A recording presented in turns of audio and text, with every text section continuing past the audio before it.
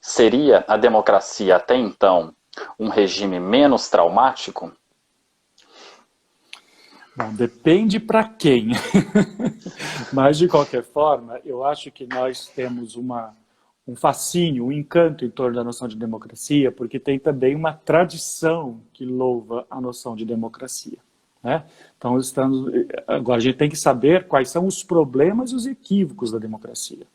Um deles é quando a democracia se encastela nela mesma, de achar que de 4 em 4 anos, ou trocando um governante, nós trocamos ou resolvemos o problema da população. Não. Trocando um governante, como se viu nos Estados Unidos, pode resolver sim a vida de muita gente. Mas precisa ter o quê? Uma estrutura, precisa ter um modelo de funcionamento para que as sociedades possam se transformar e melhorar a condição de vida das próprias pessoas. Então, nesse sentido, se nós formos contrapor a noção de democracia, qual seria o outro desenho? Uma ditadura, daí seguramente a democracia é muito melhor. Então, a democracia, ela é o modelo, mas ela tem problemas. E por isso que os problemas da democracia se resolvem de que maneira? Com mais democracia. Os problemas da democracia se resolvem com maior participação popular. E quando a gente fala maior participação popular, significa, não é ficar brigando na rede social, mas é ter conselho de escola para poder opinar por que a escola funciona ou não funciona. É ter conselho de saúde no bairro, né, na comunidade. É ter conselho também no Estado e até na União.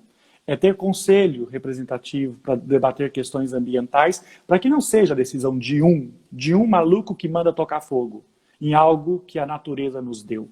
Nós temos que ter os conselhos, por exemplo, que eu estou citando aqui, e que existem em países como, por exemplo, os Estados Unidos, e existem em países mais fechados. Então, dentro dessas questões, né, é pensar que, para além da estrutura formal de representação, poder executivo, legislativo e judiciário, você tem que ter outros instrumentos que façam com que a prática da democracia seja vivenciada no dia a dia das pessoas. Um bom atestado de dizer a qualidade da democracia é saber o quanto o cidadão é respeitado ou não nos seus direitos. E não simplesmente quantas pessoas são instigadas a odiarem umas às outras. O ódio não é o caminho. Agora, quando as pessoas falam de ódio, é importante que se diga quem odeia quem, né? Porque também dizer que existe ódio na sociedade sem dizer quem é que estimula o ódio e quem é a vítima deste ódio, nós não estamos ajudando a entender que sociedade que nós vivemos. Porque as sociedades, elas são fraturadas, elas são divididas. Isso Maquiavel nos ensinou muito claramente, né?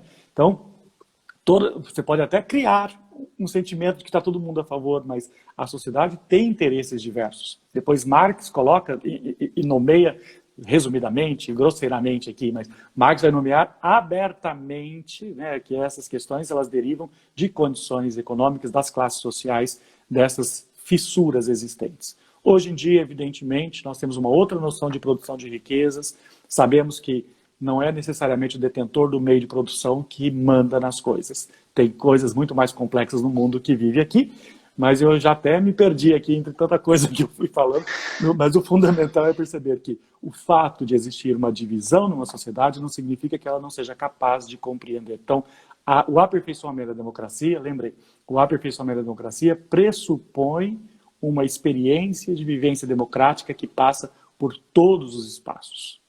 E sabemos que existe uma idealização em torno da democracia. Mas se a democracia idealizada é praticamente impossível, talvez seja o caso de pensarmos cada vez mais na noção de democratização. É essa democratização que vai ser um exercício de uma cultura histórica, de uma cultura de vivência, que poderá fazer com que essa democracia fique mais próxima do desejado.